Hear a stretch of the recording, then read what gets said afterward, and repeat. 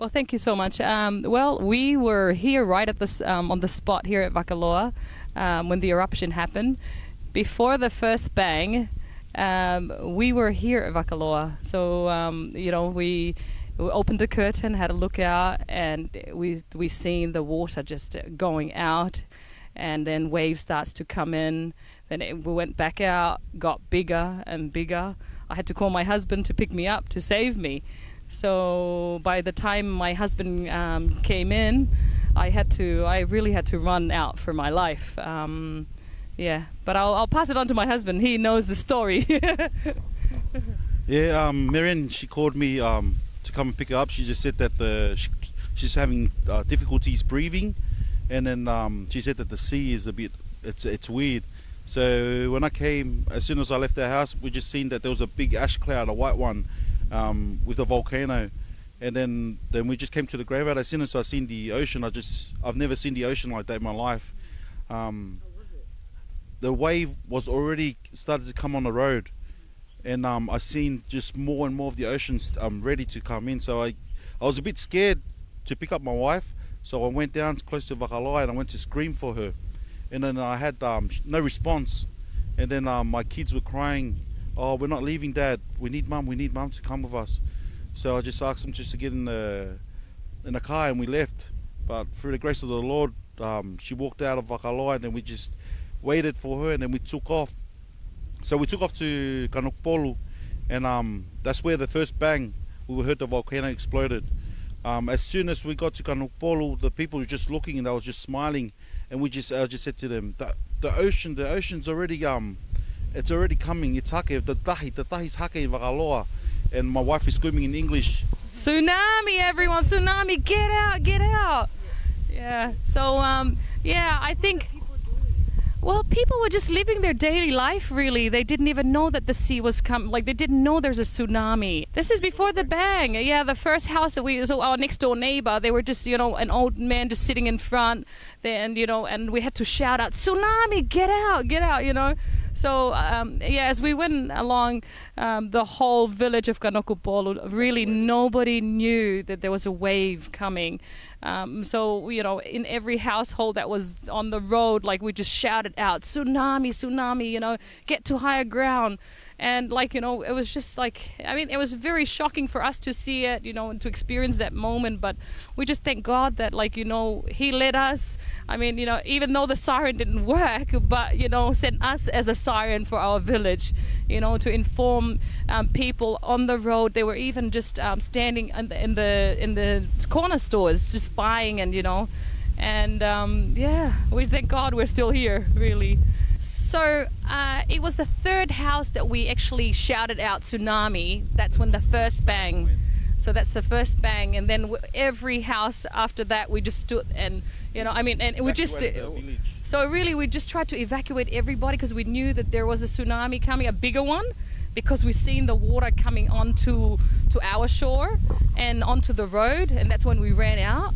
Yes. So when I actually seen, I was in Vakaloa for like a good 8 minutes or so, and I just seen the wave, it was retrieving back, and then it came, the wave started to come on shore, and every time it goes back, it comes stronger and stronger, and it pushes higher. So for us, it was just it just came into mind that it's not going to stop, and also looking out at the ocean, we've seen the volcano, the ash, the cloud. It was just all white, but we've never seen how big it was until that day. And the second bang was in Ahau. Yeah, and the second bang is when we reached Ahau. Well, we actually slowed down the car because we wanted to inform everybody that was on the road.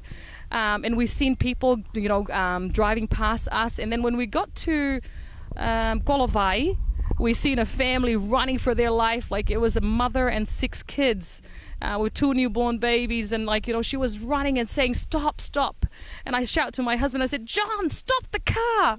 And then I just slammed the door open and ran out and opened the boot and try to open the car so that they can all go in. And luckily we all got in the car with the 2 little newborn babies and drove out. We were just really I would say scared, shocked, and willing to help people, but we just had like, a small Toyota car, a Noah, and we fit the 6 kids with the mum, and we just took them all the way to Whaamotu.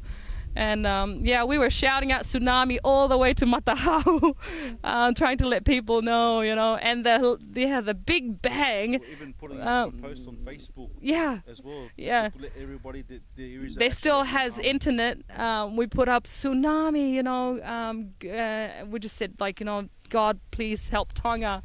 And that was our last post on the internet. We just wanted to advise people, those that doesn't know but has internet, at least to inform them, eh? But as soon as I seen the ocean, I already know something's wrong. I probably had a feeling that there must have been a small earthquake before the bang, but I definitely knew that there's something bigger. As soon as the bang went off, I knew it's going to be massive, because our ears started to it just went so tight and our ears started to hurt. But we just thank God, because our usual routine is that we just stay at Vakaloa on Saturday. So if we stick to our usual routine, we wouldn't be here today. I'm not sure what changed our routine. I think it's just the grace, from the grace of the Lord. We went to town, we did things differently on that day, and if we turned home and went home instead of coming and dropping Marianne off at Vakaloa, I think it would have been too late for us. But I definitely know that if we left 15 minutes later, it would have been too late, because the ocean was very aggressive. Honestly, I didn't feel scared. But when I seen the ocean like that, I think I feel like we were led by an angel, sort of, to actually come here, not go through our daily routine, and to actually have that feeling that I was sitting down to do. We normally give free school packs to the kids. So I said to John, please drop me off at Vakaloa. I'm going to go there and finish off my paperwork. And then before I sat down to do that, I had this feeling just saying to me, open the curtain and look out. And when I opened the curtain, I just seen like the wave, the sea retrieving, and then I seen it was just like a waterfall. It was just, it was like a waterfall where the water's just emptying out. I've never seen it before. Then the wave started to form, came, and then it pushed in, and then after that it went back, and I just One thing that I definitely thought on that day was, I thought the world was coming to an end. I've never seen Tonga like that. The Friday, the night before, the skies were different colors. It was yellow, it was red, it was orange, and then as soon as something like that, and then I seen the black ash clouds seems like it was following us, the car. And also straight after, I think it was about 8 o'clock, then we had this gust of wind, 3 minutes, and then I was just scared that maybe the ocean's coming all the way to Fuamotu. So definitely I thought it was the last day, but I thank God we still have today to laugh and to breathe. No, there was no siren whatsoever. No warning that there will be, tsunami or Yeah, and because we heard the day before that there is a cancellation with the tsunami warning for Outer Island, and we thought, things will be okay. But on the day before the tsunami, we already seen, the changes in the weather here in Vakaloa. So. Well, because that was our buffet night, and thank God that nothing happened, because we had a lot of people here, and we just seen that people came out. The sky was different; it was different color. We had this. It was just totally different to the usual. The ocean. I stood for a good hour. Yeah, this is on Friday, so this is when everybody was putting things on Facebook on Friday with the water in town. I came and stood out in our water and just had a look. And then I seen that within 2 minutes, the ocean went low tide. And then after that, within the next 2 minutes, it became high tide. So it was a clear indication that it's definitely a tsunami. It's a small one, but there was something wrong with it was already moving. The plates must have been moving, or some volcanic activity was already occurring. But I definitely knew something was wrong. I mean, when we were shouting out, people were shocked.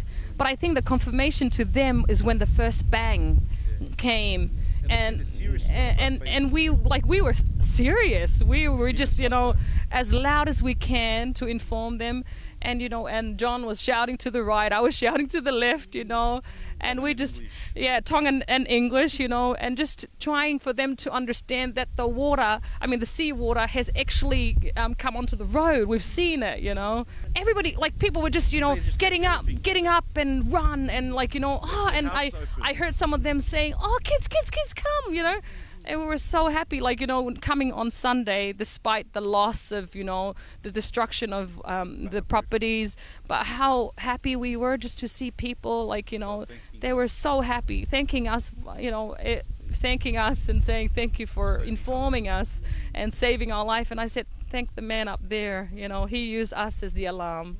And that's all I can say, yeah. Well, when I came into Vakaloa and seen the devastation on a Monday, I just went, wow. It seemed like a bomb hit Vakaloa. And then I stood at the front and had a look to my right, look to my left, and I just went, it looks like a desert, and honestly, the loss. For me, it's that's life, but we dealt with something similar to this, not very, very extreme like it is now. 2 years ago through Cyclone Harold, and God gave us the faith to keep on going, and we kept on going, stayed faithful. And our dream was to help our community, help our people, employ our people in our community, and just give them put bread on their table, and that's why we came here to Tonga, and we still love our Kanokopolu, but it is what it is. I didn't actually come back until Monday. When we were evacuating Kanokopolu, I got a phone call that by the time we reached Aotearoa, that a resort called Heilala was already gone. So as soon as I've got that news, I basically just said, oh, okay, Vakaloa is definitely gone. So the force must have been great. Definitely hurts to see Vakaloa the way it looks like it is now. But just through the grace of the Lord, He provides peace in our mind and peace in our soul. So the truth is, we are just grateful with life. We can always buy a brick, we can always buy roofing, timber, and keep going on. But our life, we only have one life, and we can't buy life. Yeah, so, but, oh well, we're over it, and we're just looking forward to cleaning up, and that's all I can say. Would we rebuild it again? A lot of people's been asking us this question. At the moment, we're not focused on rebuilding it again. We're basically just focused on cleaning, and focused on our family, because we've got 4 kids in Australia, and we haven't seen them for almost over 2 years now. So we're just got to get the cleaning done and just focus on our family life. But definitely in our heart, we still got fire in our heart. We've still got the mate maatonga attitude, and we love Tonga. But we pray that God gives us the answer and gives us the direction. And but at the moment, we feel no pressure. We're really in peace. That's all I can say. Like what my wife said, it is what it is, and we just got to accept it. I think through this, we see destruction, but what I have seen so far, there is so much support from the people, from the government, and from the king, the queen. It's incredible, So, on the last meeting that I went to here in Kanokopolu, the king has offered everyone who owns a piece of land here in Kanokopolu a piece from his estate elsewhere, and not losing their piece of land here, and also to build, a house for them. So, I'm so grateful for that. Whether it's, it might not be for us, but at least for the poor people that has lost their house at Kanokopolu especially. And and there's also Hapai. It's so sad, but, I have heard that the king has offered that as well. And, that's already a blessing for me. Yes, and the government as well, thank you, for providing a pocket money for the families here, for each household, some money to buy, their daily needs, and then yeah, at the same time, like, people are just pouring out their love with donations of food and water, clothing. AusAid has also, donated help, for the locals, and it's just incredible to see that. And I'm so thankful. I mean, I've just seen a lot of help.